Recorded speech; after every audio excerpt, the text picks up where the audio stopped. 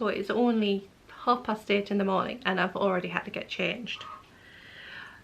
One of our ducks, we have 4 ducks. 3 of them are quite elderly now. And one of them, she's mostly blind. I mean, she can see shapes and light and stuff from what I can tell, but she decided to fly through me this morning.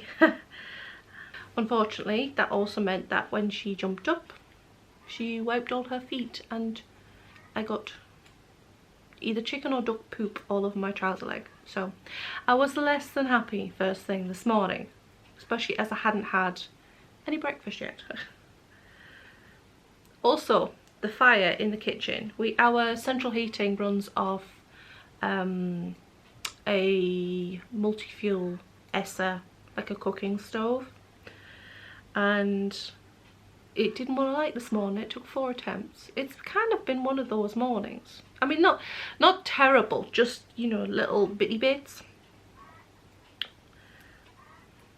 I can't say a lot happened over the last couple of days, to be honest. It's been pretty quiet. Kind of getting organised for John going south. You know, just booking ferries and transport and getting laundry ready and clothes ready for him to pack. And organising with his parents what he's bringing back with him. I believe he's bringing back some stuff for, you know, just some stuff that they want him to keep or he would like to keep.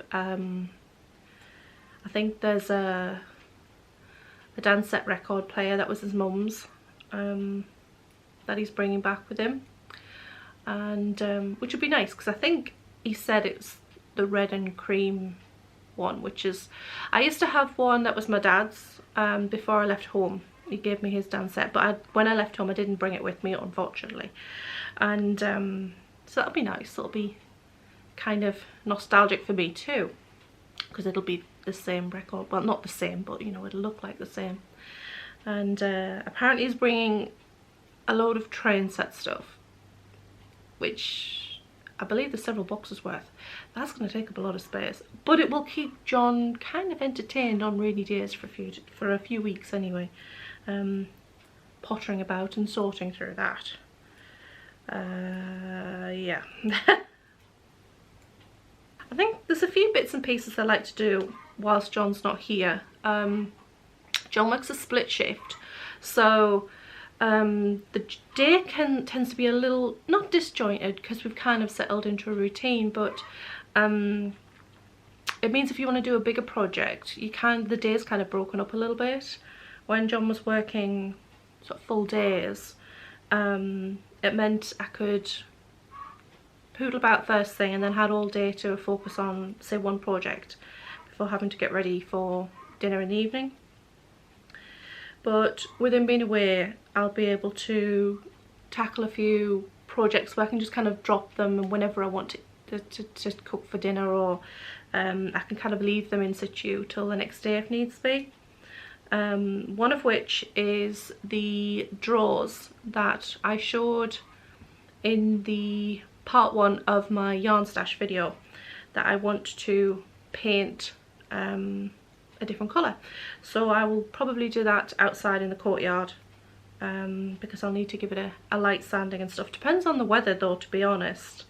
It's been pretty blustery and damp and stuff the last few days. Typical Orkney autumn weather really, but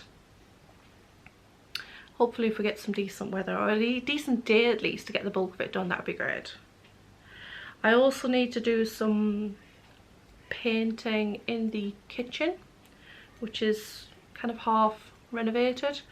I tiled the splash backsplash if you're stateside, above the cooker and grouted it and such like, but I need to touch up the paintwork around on the walls where I sanded we put some wooden trim around the tiles and I sanded them and stuff, so it's obviously sanded the paintwork, the emulsion on the walls, so I need to touch up that.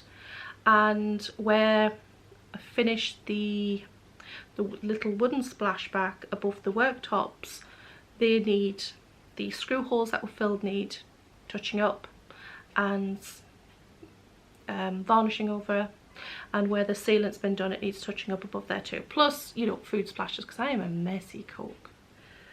I also want to have a rummage in amongst our very small now wood stash for some shelving wood for the kitchen. We have two bigger areas of wall space that I want to put some nice chunky shelves on the wall. Maybe it's 2 each side, sort of where the cooker is. It's quite a long wall.